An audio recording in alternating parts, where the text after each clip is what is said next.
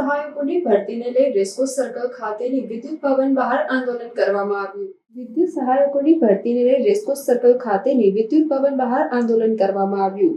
MGVCLના 2500 ઉમેદવારોએ પરીક્ષા આપી હતી। 1300 અરજદાર ઉત્તીર્ણ થયા હતા, જેમાંથી છેલ્લા 2024માં 378ને નોકરી પર લેવાયા। અન્યને કોન્ટ્રાક્ટ પર ભરતી કરી લેવાતા વિવાદ સર્જાયો છે। દાહોદ, પંચમહાલ, છોટાઉદેપુર, આણંદ, વ્યારા સહિતના ઉમેદવારોનું આંદોલન ચાલી રહ્યું છે। વાસદના ધારાસભ્ય અનંતભાઈ પટેલ પણ આંદોલનમાં જોડાશે।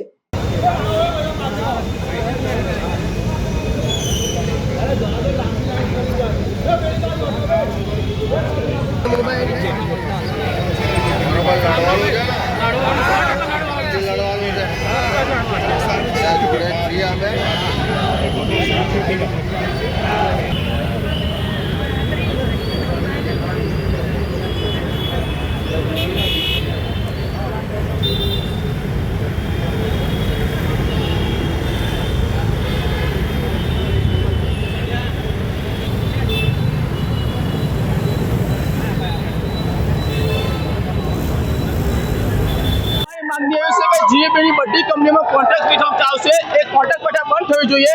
હું પણ જેટકોનો એક એપ્રેન્ટિસ છું। જેટકોની અંદર પણ 1700 કોન્ટ્રાક્ટ બેસી ચાલે છે, તો આ કોન્ટ્રાક્ટ બેઠક બંધ કરો અને કર્મચારીની કાયમી ભરતી કરો, એવી મારી માંગ છે। આ અગાઉ પણ હું પહેલા અહીંયા આંદોલન કરી ચૂક્યો છું। એ વાતના જે 7 મહિના વીતી ગયા, હજુ સુધી અમને કોઈ ન્યાય મળ્યો નથી। તો અમે આજે ન્યાયની અપેક્ષા સાથે અહીંયા આંદોલનમાં ઉતરેલા છીએ। હું 7 મહિના પહેલા જેટકોનું આંદોલન અહીંયા કરી ચૂક્યો છું અને આજે જીએપી તમામ કંપની ભેગી થઈને આંદોલન ઉતરી છે, બરાબર। તો દરેક કર્મચારીને ન્યાય આપો અને કોન્ટ્રાક્ટ બેઠક બંધ કરાવો, એવી અમારી માંગ છે।